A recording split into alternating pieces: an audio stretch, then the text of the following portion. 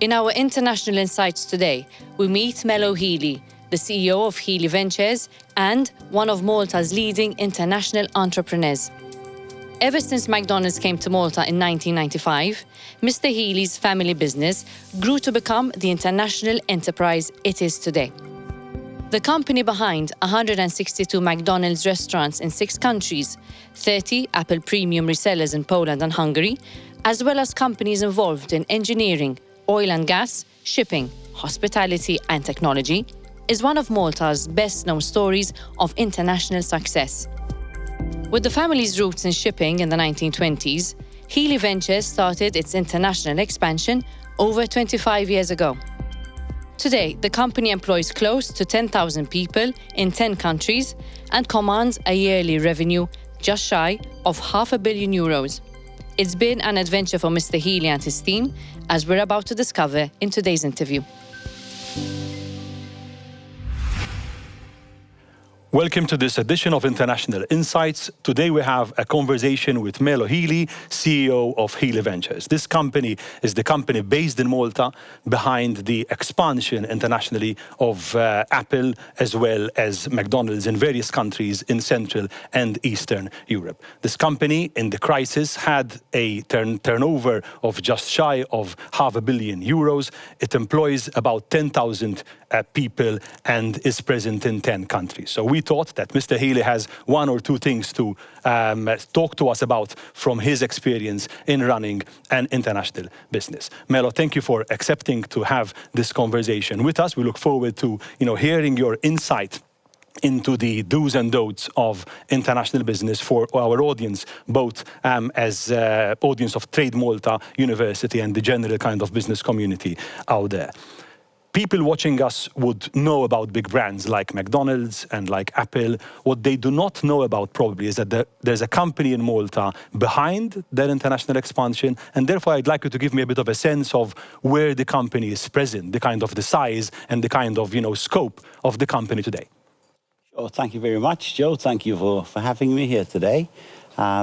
As you said, two of the major brands we work along with, we partner with, are Apple and McDonald's. We're present with them in a number of countries, primarily in Europe and Eastern Europe. So with McDonald's, we're present in the Baltic states, in Romania, Greece, and naturally Malta, which is where we started in 1995. And with Apple, we're present in Hungary and in Poland. We have a staff complement of just shy of 10,000 people. And as you said, our turnover is fast approaching €500 million.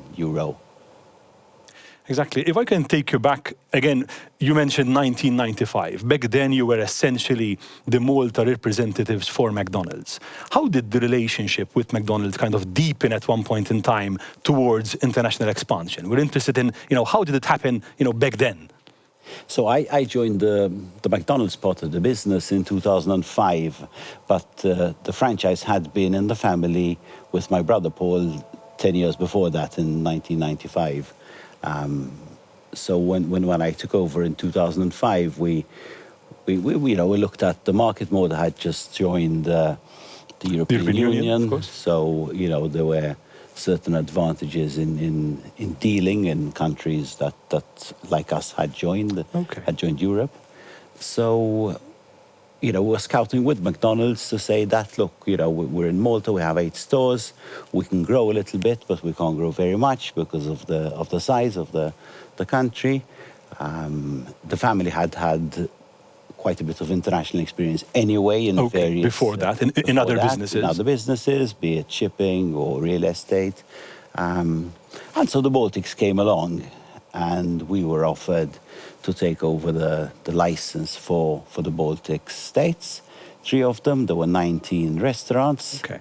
So there were 7 in Estonia, 6 and 6 in each. Restaurants still to be opened? No, restaurants that they were operational already. So we did 2 things. We were awarded the license, but also we took over these 19 restaurants that belonged and were run by the corporation. This was December 2007, and just before Christmas. And on the 2nd of January, a colleague of mine and myself landed there in Latvia, we started off in Riga, which, although the business had three separate operations, Riga was the middle one, probably the central one. And we started off by seeing what can be done to improve the business, to grow the business. Obviously, in terms of population, you were looking at 6 million people versus the 400,000 we had here.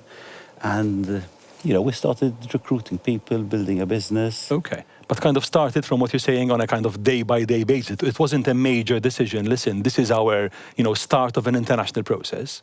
No. It was like... This was just developing the McDonald's brand for us, associated to Hili Ventures, which wasn't Hili Ventures then. Exactly. 2005. To expand in our business, and we said to ourselves, okay, if we can maybe double the number of stores here, eventually we could work at having 50 stores. Okay, but that I guess you realized when you were operating, not before, no? Well, before we had an idea that 6 million people, there is a ratio that you can work out, that in certain countries, the ratio in France would be different to what it is probably in the Baltic states, but there's still a ratio that tells you that you can probably grow to 40 stores in the Baltics, which is more or less what we... So a degree of planning there was, like... Yes. But was it not a surprise? Was it, a big, leap for the company back then, or...? Well, it was obviously overwhelming that It was overwhelming. You land there. It was as cold as hell in this place, which for us was already... Even that required acclimatization. Yes. So, but anyway, we got on, as long as you work well with teams of people, which is what we're probably the best at doing, is working with people. Okay. That's our forte, my forte, and the people around me, I would say. Because I guess every time you go to one of these countries, you meet a management that is already in place, and there's a lot of alignment with them, which you need to do. Yes, I mean, some are in place, some aren't, when we took over the Baltic states, there was an element of management in place, but there wasn't senior management in place because the senior management didn't come with it. Okay. So we had to, put in our own people. So we took in some people from Malta. We recruited others from the McDonald's system. Okay. And that's how we grew it. And it started a bit like a startup, if you like. So you went there and, started on the ground.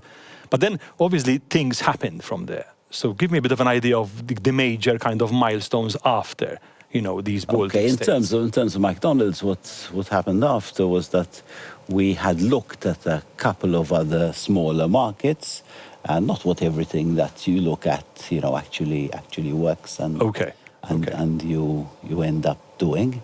But we landed the Greek market in next, and that was 2011.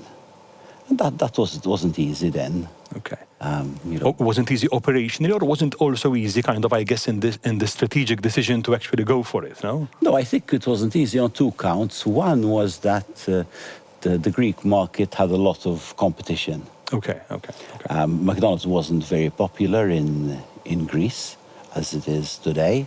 And also the crisis, the economic crisis was around the corner. Oh, okay. This is 2008, I guess. No, this is 2011. Oh, right. Okay. More recent. Okay. More recent this was. So when we got in there, we obviously had to revisit the structure. There was a structure that was geared up for a big number of stores, which we didn't have. We had seasonal stores on the islands, which we didn't have any track record in running.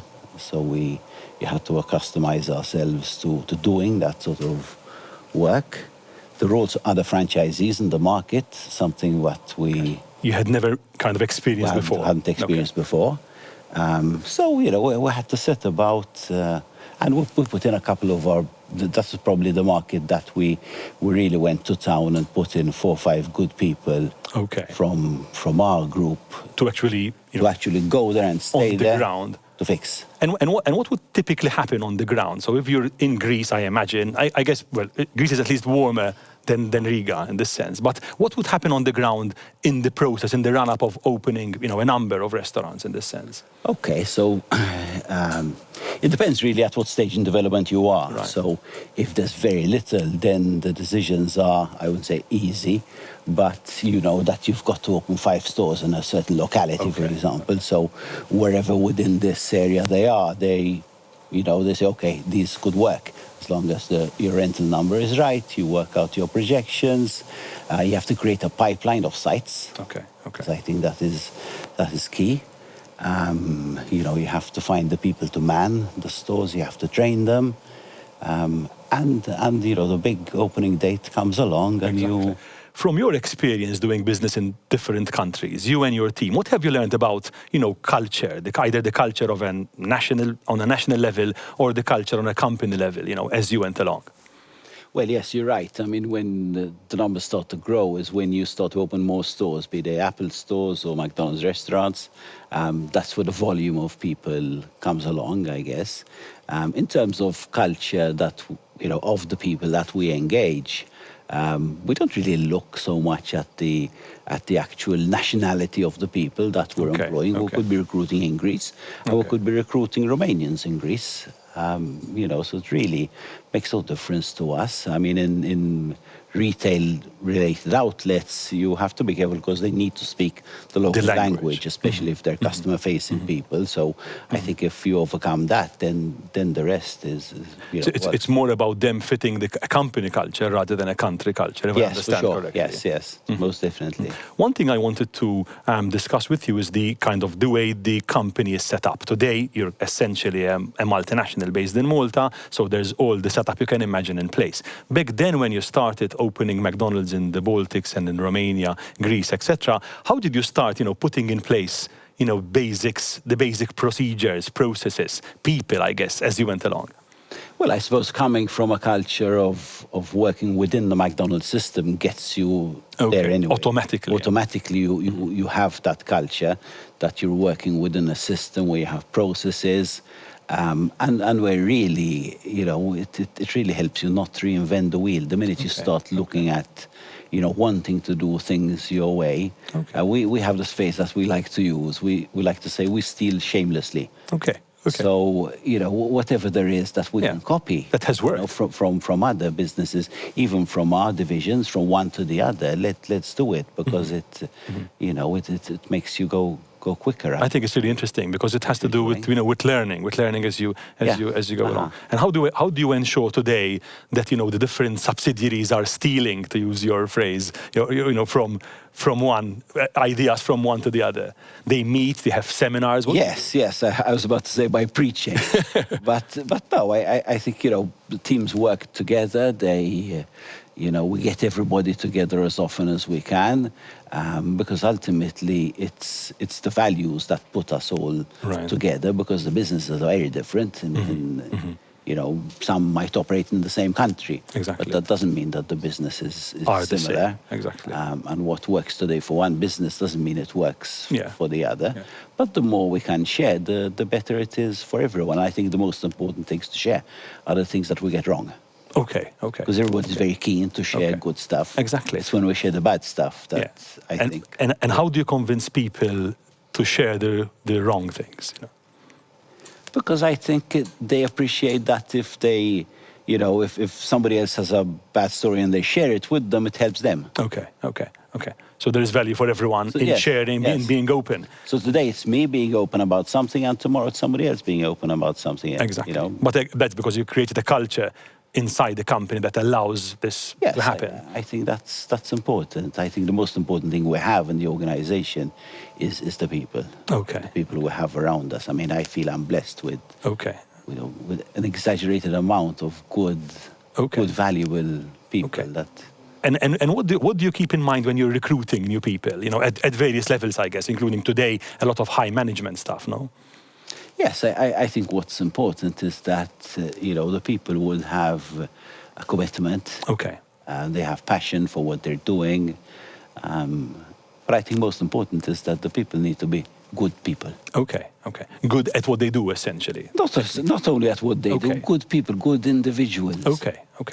As as with with everything else. Authentic, I guess. Yes, it's not how good you are at finance. It's what makes a person a good person. Exactly. And that's what we ultimately look Okay, for. Because all the other skills you either know or you can teach. Exactly. But you can't Whereas teach these are somebody. attitudes Yes. and actual values of the person. That don't grow on trees, really. Exactly. Today, with a number of subsidiaries, the company publicly listed and all that, it obviously has a lot of structure. If you had to kind of start again, what will be the elements that you would do differently in terms of processes, structures? How you organize the company? I think, if we had to organize it today, we'd organize it differently. But we didn't do that today. We did it whenever it was. So I feel what we did was, was pretty okay, pretty good. Could we have done better? Could we have been a bit faster? Faster, okay. I think we could have been slightly faster.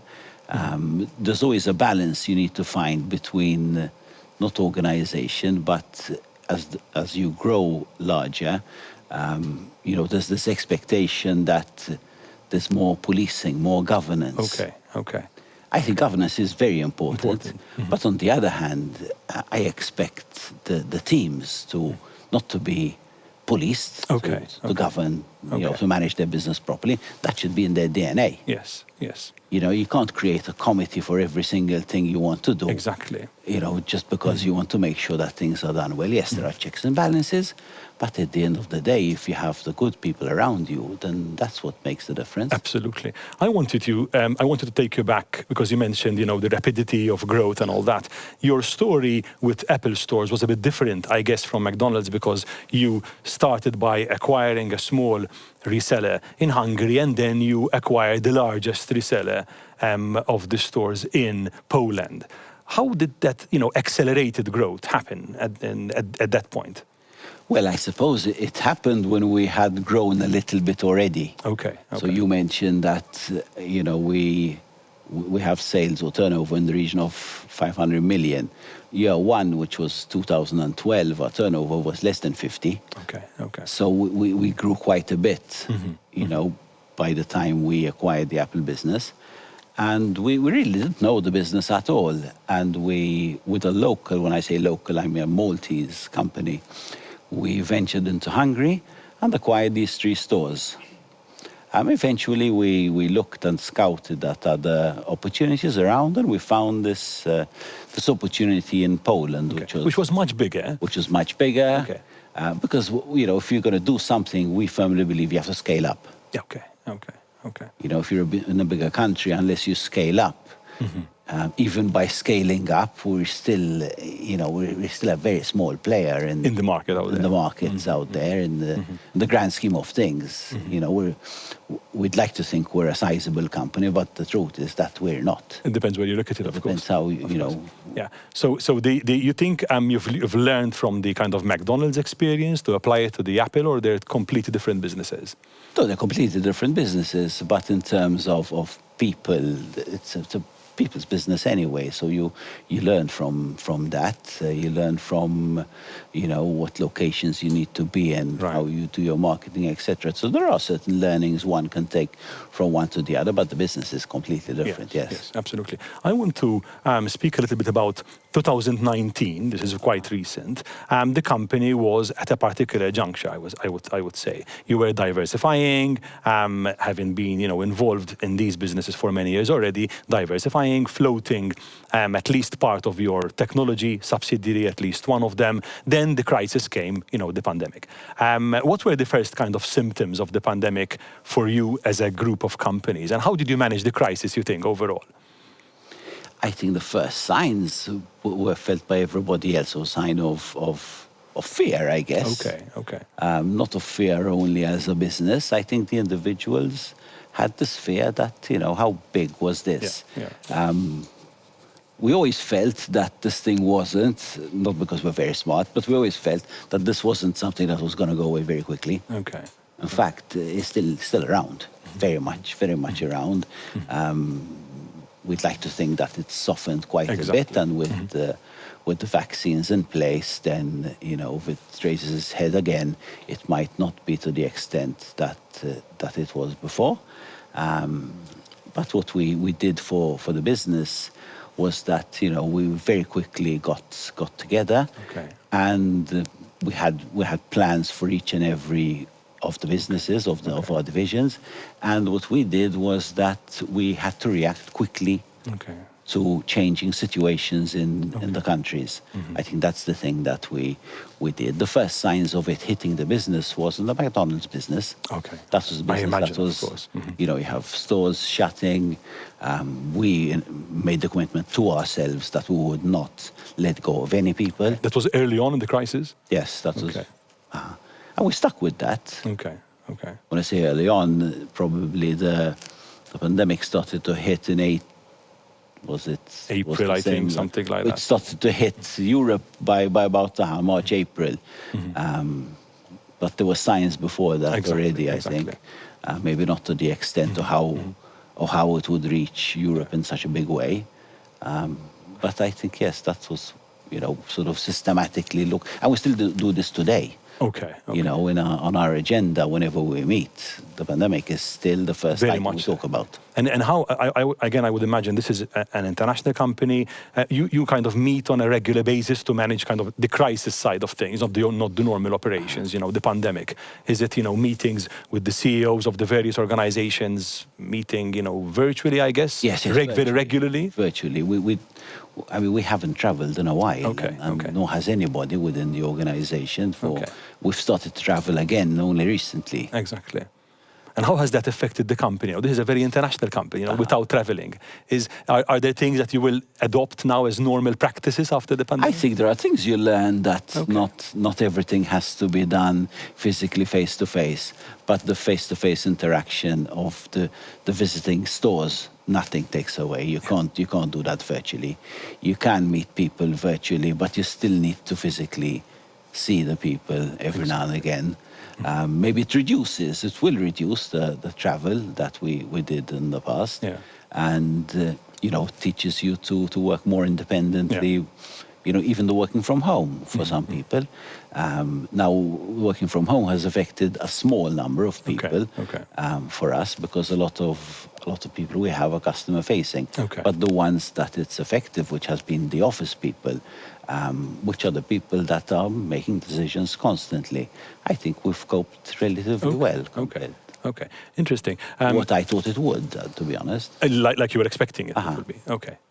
Something else I wanted to ask is about kind of you've spoken about the importance of people and kind of the autonomy of people. You said, you know, it's important to employ the right people because they need to be allowed to do their thing. In fact, today you have an international organization with a number of subsidiaries, some of them, you know, listed, some of them, you know, very involved in various joint ventures, etc. So there is a decentralized structure, if you like. How do you, you know, strike a balance between, you mentioned policing before, but let's say governance, not policing, between good governance and allowing them to do, you know, what they do best? Is there a balance? Yes, I think you need to have the structure for that. Right. So each of our divisions, and there are 5 divisions. So we have a division for the McDonald's business, one which is called 1923 Investments, which essentially are the investments which are related to Apple, to logistics, to IT, to technology that you mentioned. We have a property business, we have hospitality, and we have marine. Those are the 5 main areas. And, you know, they start from Premier Capital being the largest to the marine being the smallest. You know, some are new and some have been there for a long time. So exactly. But you kind of prefer having, you know, CEOs and leaders in place who have a lot of autonomy, or is there a degree of structure to bring everything together then? No, there is some structure that brings it together. But what I was going to say was that each of the divisions has its own board, its own chair, appointed by Ventures, yes. But I'd like to think that they are the people that manage the business. And take kind of decisions. And take the decisions. And yes, there is an element where Hili Ventures would get involved. But, you know, in the main, companies and people are left to their devices to run. You know, they present a plan, you know, and they run with it. And they run with it. Great. One thing I noticed, for example, is you have a number of non-executive directors on the various companies. You know, what's their role? They're just providing insight and networks, I guess, and otherwise they just, help the company? Well, this is a terminology that's used. There are independent directors and non-executive directors. To me, if you're a board member, you will have the same goal. Is whether you're, I'd like to think everybody's independently minded. We don't want anybody that doesn't have a mind of his own to be sitting around that table, and they're there to watch governance, to help with ideas of growing the business, and a good sounding board for the chief executive. Exactly. And these are people that would have, especially the ones that we like to call independent directors, these have either run big businesses or are in some. They come with their own track record. They come with their own track record, so they bring insight to the business, which helps a person that's fully immersed in the same thing day in, day out. Exactly. So it creates that balance. Yes, that it's good to have somebody to sit around there and say, "Have you thought of this?" And then you say, from a detached position.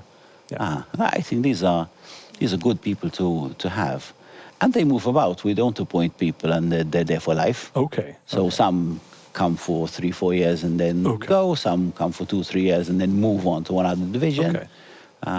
But yes, we have some. It's a good model we operate. Absolutely. On the management front, because that's on a board level. On the management front, from your experience now for many years, what do you think is what are the characteristics of a well oiled machine in terms of team management and management on the ground? I think leadership is key, and that is not something that's something you win. It's not something that. You go into a room and you say, "I'm the boss here." That doesn't work like that. Okay. How do you know that someone has these characteristics? You see it. Okay. You see it, and the people below that person see it. They look up to the man, the woman, whoever it is that's running their particular patch. I think that is key. The leadership element is. And leadership then comes with hard work. It comes with everything that a good business person can. Yeah, and that a good team requires. Absolutely. Yes, and even the selection of the team, how you build a team. Okay. I think that's really important. Okay. Does somebody want to do everything himself or herself? Okay. Or does one build a proper team so that person can then move on? Okay. Because you can never move on in life if you're stuck up the ladder, if you're stuck to controlling a little patch, essentially. Going back again all these years, would you think there were a couple of things, I would say mistakes, decisions that went the other way, that you've learned from? Yes, I think I don't know if I mentioned this before, we could have been quicker in doing certain things. Mm-hmm. We went fast enough. Okay. I think we're quite a conservative company, although we can come across how we're involved in many countries. That's how I saw it at first. But we're conservative in what we do. I don't think we're involved we're involved in business, so there's an element of risk in anything you do, but I don't think we're involved in risky businesses. Okay. So I think we could have progressed in some areas. In an accelerated way. In more of an accelerated way. Okay. But that doesn't mean that we've done a bad job of it. Absolutely not. I think, and my team's done an excellent job at moving and taking the people with them is what we Exactly. What would you say are 2 or 3 important skills for people coming out of university or business schools, taking up these leadership positions in various organizations? What skills would they require in the future? I think if they're all rounded as people, the key thing is the work ethic. I think if you work hard, you will somehow get there in some shape or form.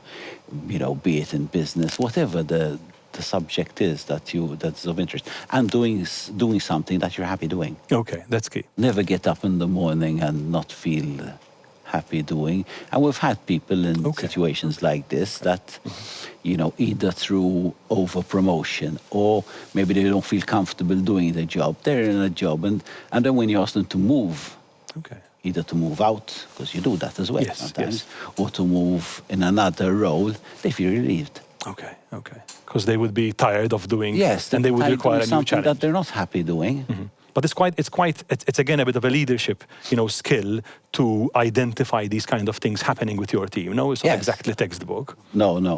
But it's also, the people you engage should be able to come out with that themselves. Yes. Knock on the door and say, okay, but I'd like to move on to something else, or I'd like to move on completely. Yeah. Exactly. And in a company which is diversified, that obviously is, Yes. is an opportunity. Yes, because the more things you have going on, the more opportunities you have. Exactly. People. I wanted to ask, just to kind of round up a little bit as well, from your experience, a lot of people, who use Trade Malta's services would be companies, owners and managers of companies, typically much smaller, looking for international growth. What would you tell them from your experience in terms of, things to look out for or good habits to have in order to succeed internationally and to grow internationally? I think being small is a big advantage. Okay. And you must never give up at what you're doing. That, the world is so big. It's so big out there. Don't take unnecessary risks, but risks do take, because, nothing is going to fall in your lap. You have to go for it. You have to go and grab it. But I think that there's so much potential out there. Not because Malta's a bad place, but because Malta's small. Yeah. The market is 400,000 people, in whichever way you want to put it. In other countries, the populations are much bigger, so there's so much more. Yes, is there more competition? There probably is, but the more of you there are, I think the more you can learn from people. Exactly. And you learn more, with more competition around. I feel. Okay. Keeps you on your toes. Has this been your experience? Yes, it keeps you very much on your toes, much more than it does if there's no competition at all. Okay. Interesting. With that, I'd like to round up this conversation. Melo, Hili, I'd like to thank you, first of all, on behalf of Trade Malta, HSBC, our strategic partners, and Studio 7, who are helping us with this series. This has been really, really interesting. Some incredible insight from a company that has, from Malta, built really an international business. As we said last time, we have just 4 in total of these interviews with international entrepreneurs. So before I wrap up, I'd like to thank our team at Trade Malta and the university, as well as our strategic partners, HSBC and Studio 7, and we'll be with you next time with another interesting experience from an international entrepreneur.